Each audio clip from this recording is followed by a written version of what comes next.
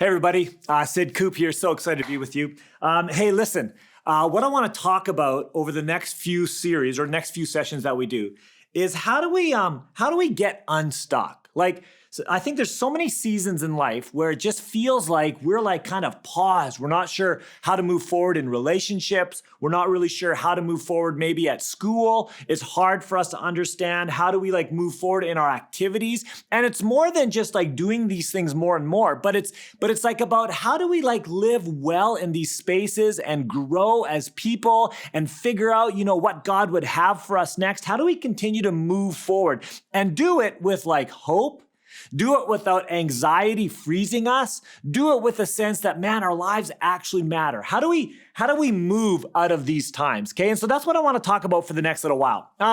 Okay, real quick. So we have a dog. Our dog's name is Zeke. And I'm going to be honest with you, like when we had kids, when my wife and I had kids and, we were looking after our children, we lived in a city called Lethbridge. I never thought we would have a dog. We talk about it sometimes. I was like, that's a really bad idea because we don't have time for dogs. And then when we moved to Kelowna, when our boys were like 11 and about 7 or 8, all of a sudden our kids started going, Mom and Dad, we need to have a dog. And then what would happen is they would look around, they'd see like 1 or 2 other people with a dog. And then they'd turn to us and be like, everybody has a dog. Everyone has dogs. And so finally they started working on my wife because it wasn't working on me. Jen begins to give in because she like really loves our kids, and they started crying and she's crying. And now I'm crying because I know we're going to get a dog. That's what's going to happen. So we end up getting this dog. We actually get it from the pause it forward, right? So we adopt a dog. We've now adopted this dog. Dog's name is Zeke. What we didn't know about Zeke is Zeke was an insane runner. Like, he would just take off constantly, and especially if he saw a squirrel. So first day we have him, I'm looking one way, he's looking the other, sees a squirrel, explodes, leash rips out of my arm, and he's gone. He doesn't just like run to the squirrel. He literally is like gone. We're yelling and screaming and running. We can't keep up with him. Gone. Like 45 minutes,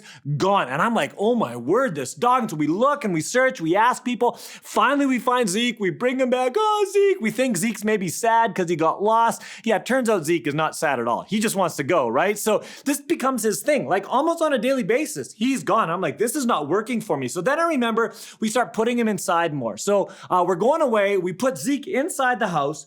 We come home like a half hour, 45 minutes later. And again, Zeke is gone. And I'm like, how did Zeke get gone? And then I look, and what had happened, we had a window open, and Zeke ran through the screen of the window, chased a squirrel, completely gone for like hours. So now we're searching again. Finally, we find Zeke. Kids are crying. Then they're happy. We get Zeke back, and I'm like, this is like, I'm starting to tire. Do you know what I mean? I'm not really sure I'm into this anymore. So then the next time we go, I make sure windows are shut. I make sure Zeke is in the house. I'm like, I think we're great. We leave, come back again, hour or 2 later, dog is gone. This time he's figured out how to scratch open the window. So he gets his paw literally on the handle of the window. He opens it. I think our dog should be in movies, by the way. At this point, I'm thinking maybe we could sell him to a movie. He opens up the window, jumps through the screen again, and now he is gone. And by this time, as soon as we leave our yard and we start to yell for a dog, people are like, you're looking for your dog, right? Saw your dog in our backyard. Would be really nice if maybe we didn't have your dog all the time in our yard. Now I'm embarrassed and I'm thinking you know what? I think I'm pretty well done with the dog at this point in time, right? Kids are still crying, find the dog, kids are happy, dragging dog back home. I've got nowhere to put the dog. Right? Because he's he just gets out. He's gone. And I remember finally I'm starting to think maybe we should just let the dog run away. Let's not even touch the dog anymore. My life would be way easier if the dog was just gone. Hey, do you ever wonder if maybe God tires of you? Have you ever thought that? Have you ever thought when you're stuck in a situation, you know what I mean? And you know the way that you're acting or treating someone isn't the way that you should, but you just can't seem to quit doing it. It just can't, you know you don't want to say those words, but you say them again. Or you know you don't want to do that action because it's not helpful, it's not good, but you do it again. Or, you know you shouldn't respond to your parents like that because you know that God calls us to love our parents, honor our parents, but you just do it again. And do you ever get to a place where maybe you wonder if he just tires of you? Okay. So here's the reality, you guys. God is not at all like us in this area. Do you know what I mean? He is not at all like us. Our God actually doesn't tire of us. Our God is for us. And here's the beautiful reality. In every single situation, we can trust that God is for us. Okay, here's what I want you to do. I want you to circle into your groups for just a couple of minutes, and I want you to just talk a little bit about what it's like to think about a God that is for you. Go ahead, take a minute.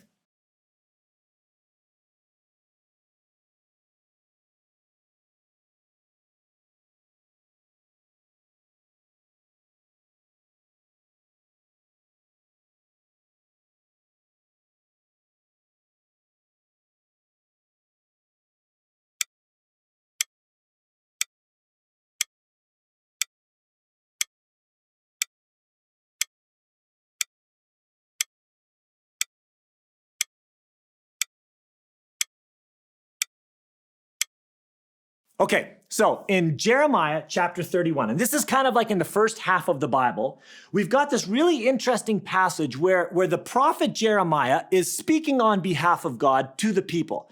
And the people have been messing up. It's kind of like this over and over again thing where they're not doing the things they should. They're not treating others the way God would have them to treat others. And if you're Jeremiah, you're kind of God's prophet. He'd be kind of like a pastor, if you will. You're kind of, if you're Jeremiah, you're probably thinking, man, I wonder if God's going to tire over these people, right? And how is he going to deal with these people while they continue to act this way over and over and over again?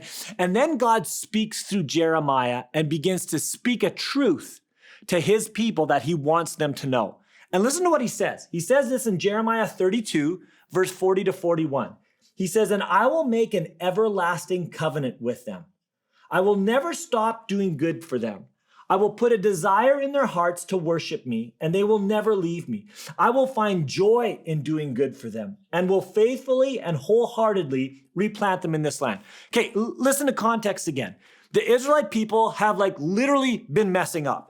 And yes, they're in a tough situation. They've been captured by another country and taken into captivity, so life isn't working for them anymore. They've walked away from God, but now God is bringing them back to him again, even though it's a really difficult space that they're in. And they feel stuck. There's kind of no way forward. They don't see a way forward.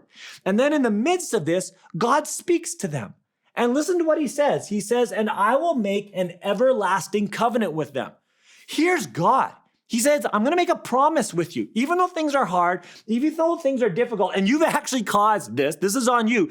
But even so, I'm making this promise to you. And here's the everlasting promise he makes. He says, I will never stop doing good for them. Can you imagine that, you guys? To hear God say to us in the midst of the difficulty, the hardship, the mistakes, that our God comes to us and says, I will never stop doing good to you. Can you imagine how that would change us? Okay, so I remember when Jen and I had Peyton, right? So actually when we discovered that we were pregnant with Peyton, and by we, I mean completely her. I was not pregnant in any way, shape, or form. Okay, just to be clear on that. But here's what happens. We weren't really planning to have kids at this moment. It was kind of like a surprise, and you should talk to your mom and dad about that. That would be great. But what happens is my wife is getting sick every morning. Morning sickness was a real thing. So then I come to Jen, I'm like, hey babe, I wonder if we should maybe discover, if we're pregnant or not, because the reality is sooner or later we're going to discover it. And so she wasn't so pumped about that. And I was like, maybe we should get this pregnancy checking thing. And she's like, you get it if you want it so bad. So I'm like, okay, most embarrassing moment of my life. I go to the store.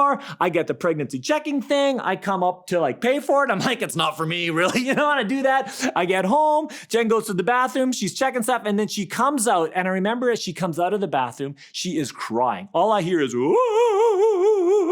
And I'm like, uh-oh. Then she goes into the bedroom, lies down. Now I'm thinking, oh man, I need to respond just right, because how I respond now is going to affect my relationship with Jen for a very long time. So I go into the bedroom.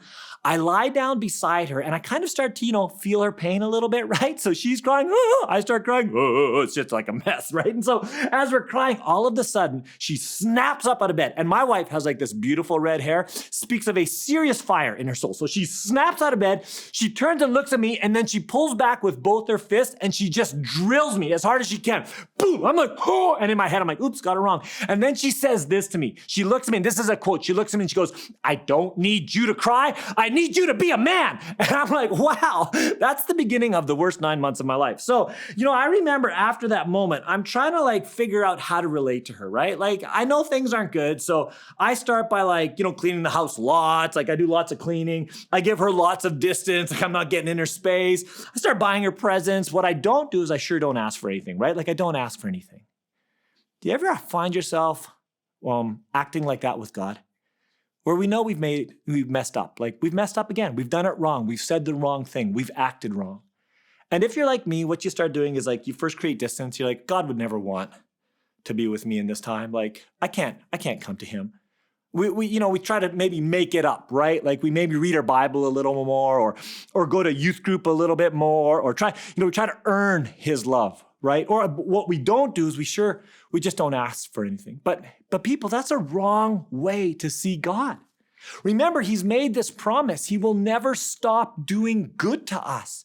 He is for us, not against us. And even when we make the mistakes, he comes to us to help us, to move us from this place of being stuck so we can engage life again the way that he wants us to engage it. He is for us, not against us. Listen to what he says. He says, I will never stop doing good for them. I will, and then he says, I will put a desire in their hearts to worship me, and they will never leave me. He says, I will find joy in doing good for them. Did you hear that? This is his passion. He rejoices in doing us good. We don't have to coerce him. We don't have to force him. This is God for us, doing good for us, even in the midst of this space, right? This is him rejoicing in this journey. And then listen to what he says at the end. He says, I will find joy doing good for them and will faithfully and wholeheartedly replant them in the land. Here's what he says. He says, wholeheartedly. He will do what's good for us. Here's what that means. It means with all of the resources he has, with all the power he has, he is looking to do good for us, to move us from this place of brokenness, being stuck, not living the way we're designed to live, to help us become the people we are called to be, to live with purpose no matter what the environment is. With all of the resources he has, he wants to do this.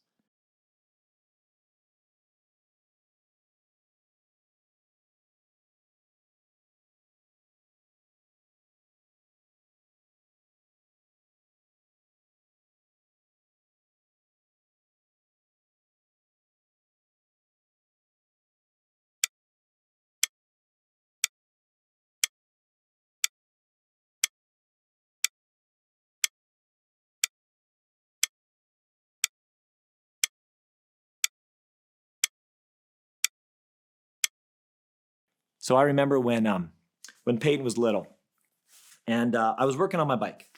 I was working downstairs on my bike, mountain bike, and Peyton comes up and he's got his diapers on. He can talk at this point, but he just walks up to me. As I'm working on my bike, he goes, "Hey, Dad." I go, "Yes, son." He goes, "You like your bike?" I go, "Yeah, I like my bike." He goes, "Ooh." He goes, "I think I'm going to buy you one." I'm like, that would be so nice. I'm going to just get a contract here. So when you turn 25, have a real job, you can hook me up with this bike. That's going to be great, right? It's so funny. He wants to be a giver. Why? He's seen his mom. His mom's a great giver. He's heard her. So he kind of has that gift he wants. I remember I'm driving in my truck. We got a new truck, driving in the truck. He's in the back seat in his baby seat.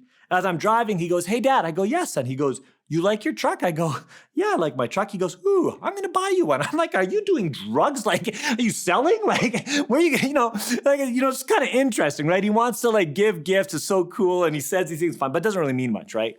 Now, my wife, when she says she's going to buy me something, I get pretty excited, right? Because she's got great taste. So if she's going to give me a gift, it's going to be a good gift. But she's also got good resources, right? So when she gives me a gift, it's going to have value to it. It's going to be something significant, right? So she's got, now when Peyton says he's going to buy something for me, I don't get too excited. Why? Because he doesn't actually have the resources. He doesn't have, Hey, the Bible here says that God with his whole heart is going to do good to us. That should make us incredibly excited because he has unlimited resources, you guys. And he's working for our good. Now, that doesn't mean everything we experience is good. It doesn't also mean that all of the good gifts he gives to us is going to be easy. Not at all. Sometimes it's actually really hard. But he says that he's using and redeeming, he's taking all things and has the ability to bring good out of them.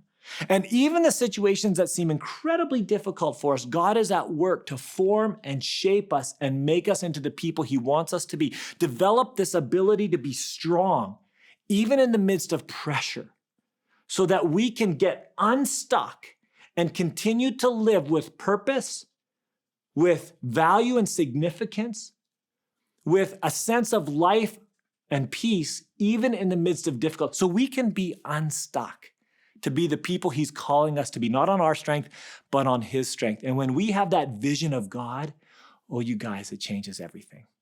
Okay, hey, let's spend some time in our small groups, and we're going to talk a little bit more about this and what difference that makes for us as we continue to live our lives in the different places that God has put us. Go ahead and spend some time doing that.